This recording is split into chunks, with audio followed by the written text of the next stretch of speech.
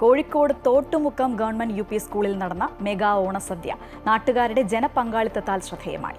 School വിദ്യാർത്ഥികൾക്ക് പുറമെ തോട്ടുമുക്കം പ്രദേശത്തെ നാട്ടുകാരും വ്യാപാരികളും ഉൾപ്പെടെ ജാതിമത ഭേദമന്യേ ഏതാണ്ട് 2000-ലധികം ആളുകൾക്കാണ് ഇത്തവണ ഓണസദ്യ ഒരുക്കിയത്.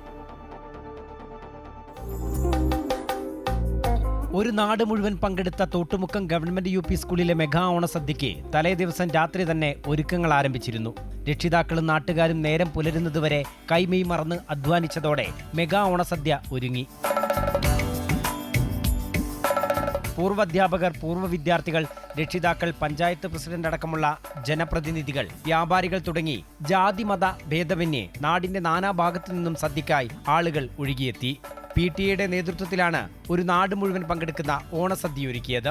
ഓണം എങ്ങനെ ആഘോഷിക്കണം, ഓണം ആഘോഷിക്കേണ്ടതാണ് എന്നുള്ളത് നമ്മളിവിടെ തോട്ടുമുക്കം UP സ്കൂളിൽ വരുമ്പോഴാണ് നമുക്ക് ശരിക്കും അതിൻ്റെ ഒരു പ്രതീതി കാണുന്നത്. കാരണം നമ്മുടെ പരിസര പ്രദേശങ്ങളിലൊന്നും ഇതേപോലെയുള്ള ഒരു ഓണാഘോഷം നമ്മളെവിടെയും കണ്ടിട്ടില്ല.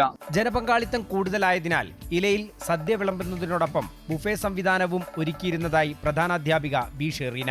2000-ലധികം പേരാണ് ഇന്നിവിടെ ഭക്ഷണം കഴിച്ചത്. നമ്മൾ ഇലയിട്ട് സദ്യയായിരുന്നു തുടക്കത്തിലൊക്കെ. ഒരുപാട് തിരക്ക് വന്നപ്പോൾ നമ്മളത് ബുഫേ സംവിധാനത്തിൽ കൂടി മാറ്റി. PTA president YP Ashraf, SMC chairman Sojan Mathew, MPTA president Lisna Sabik തുടങ്ങിയവരുടെ നേതൃത്വത്തിലാണ് മെഗാ ഓണസദ്യ ഒരുക്കിയത്. അമൃത ന്യൂസ്, കോഴിക്കോട്.